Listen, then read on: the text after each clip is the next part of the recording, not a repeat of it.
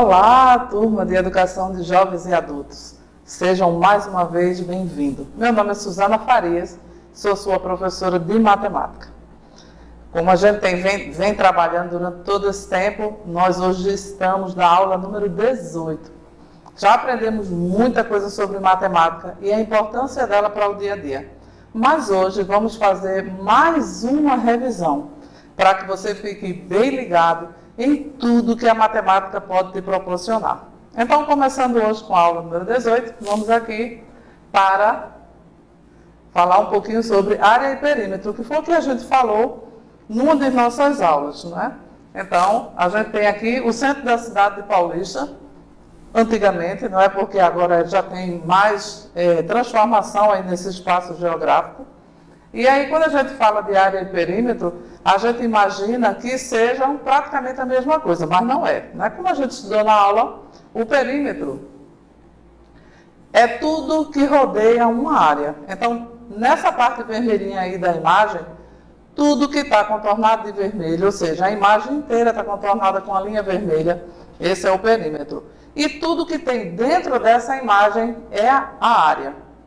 Para a gente saber calcular essa área e esse perímetro, a gente precisa compreender que processo da matemática a gente usa, qual é a continha que a gente usa, se é adição, se é multiplicação, se é divisão. E aí, a gente trabalhou isso aí, eu aproveitei essa imagem de Isaías do 6º B, que é um aluno aqui do Firmino da Veiga, e aí ele pintou essa imagem aí para a gente, ficou muito linda, e a gente trabalhou o perímetro e a área. E aí vamos fazer o cálculo, né? Relembrar como foi que a gente fez esse cálculo. Fizemos da seguinte forma. Para calcular o perímetro, nós somamos todas as áreas daquele local. Ou seja, aquela imagem ali de azul, a gente soma todas as partes dela. Somando toda a parte, nós temos aí 7 mais 8, mais 8, mais 7. Então, o perímetro dessa área azul é 30 metros. Pronto, esse aí é o perímetro. A área é todo o desenho azul. Como é que eu posso saber quanto mede essa área azulzinha aí? Então, a conta já é diferente para a área. Para a área, é uma conta de multiplicação. Pegamos duas partes dessa área e multiplicamos. 7 vezes 8 igual a 56 metros quadrados. Enquanto o perímetro era só metro, quando a gente fala de área, a gente calcula o metro quadrado. Isso é o que a gente já estudou em outras aulas. Essa aula é a 18, a número 18, então eu te convido para ver as anteriores. Você vai gostar. Depois a gente falou também, e hoje a gente vai recapitular, o sistema monetário brasileiro, que tem uma história bem grande desde a época da colonização, né? Ele já mudou, já cortou muitos zeros, já mudou de nome, e aí a gente vai relembrar um pouquinho o que foi que a gente já estudou. Então, toda essa história aí, não é? Desde a época da colonização, com os holandeses, com os portugueses, com o ouro que o Brasil tinha, nós fomos adquirindo a nossa moeda. E aí a gente tem a primeira moeda brasileira, que ela foi cunhada pelos holandeses, aí ela era de ouro, né, e foi entre os anos de 1640 a 1652. Depois, né, nós tivemos a nossa primeira moeda, que é o réis, né, que foi no período colonial.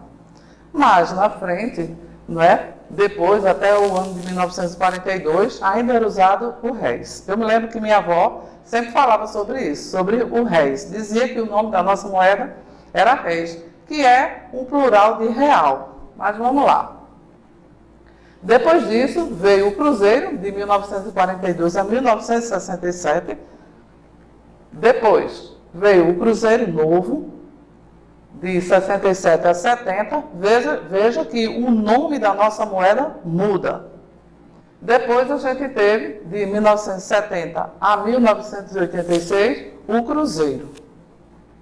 Mais adiante, em 1986 até 89, a gente teve o cruzado. Depois, tivemos o cruzado novo, né, de 89 até 90. Né, a moeda mudou um ano só, né, a sua nomenclatura. criou muita confusão na época. Quem é da época sabe muito bem, que aí as pessoas ainda falavam cruzado ou cruzado novo. Depois voltou de novo a ser cruzeiro, em 1990 até 1993.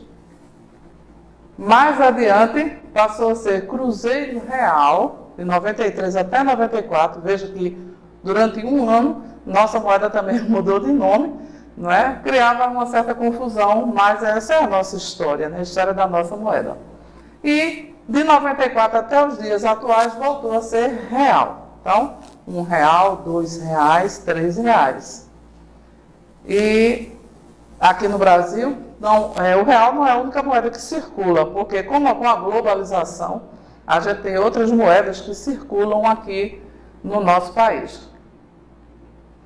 Que é, além do Guará, né, que é a nossa mais nova nota de R$200, a gente tem também o euro, né, que é uma moeda bastante forte. Novamente, com a globalização, nós compramos muita mercadoria a preço de moeda de fora do país, né, com outra nomenclatura que não é real.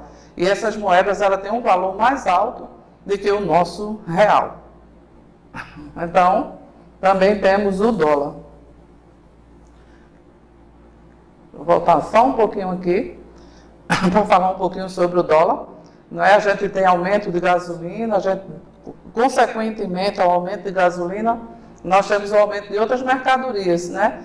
Que o transporte hoje é o que mais encarece as mercadorias. Então, com o dólar, com o aumento do dólar, aumenta também o preço de muitas de nossas mercadorias aqui no Brasil. Então, veja que num país ou num mundo globalizado, todas as moedas se entrelaçam uma na outra, né? E toda a economia tem refletido em cada país o que acontece no mundo inteiro. Então, aqui no Brasil, a gente vai ter consequência do que acontece no mundo inteiro.